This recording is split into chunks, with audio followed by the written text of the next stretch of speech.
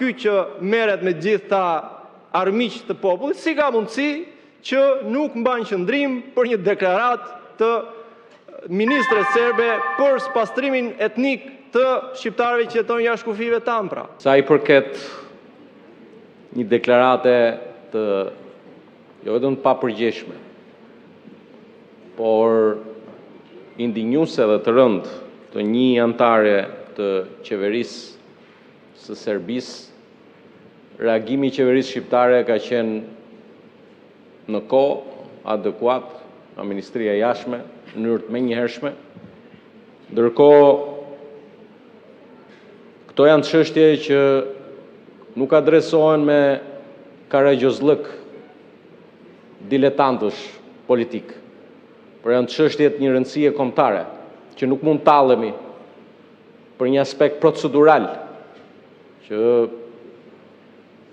një kadet i ri në Kuvendin e Shqipërisë kujton se mund të marrë vëmendje politike.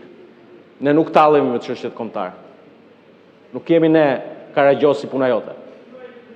Dhe qëndrimin e kemi mbajtur në nivelin e qeverisë. Sa i përket Edi Ramës, ti dhe ata shokët e tuaj duhet lani gojën mirë, sepse Edi Rama është i vetmi kryeministër në historinë e këtij vendi që nga 1912, i cili çështjen e Kosovës e ka ngritur mes Beogradit. Edi Rama nuk ka qenë kryeministri vetëm në Beograd, ka qenë dhe Enver Hoxha, kryeministri në Beograd, dhe ashtu si Edi Rama, edhe Enver Hoxha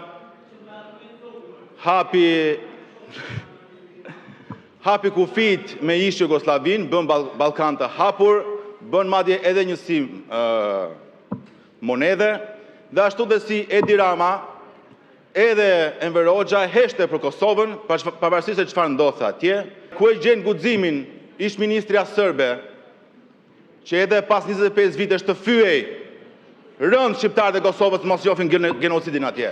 Sepse e din që ka një aleat në Tiranë, që hesht. Kjo është.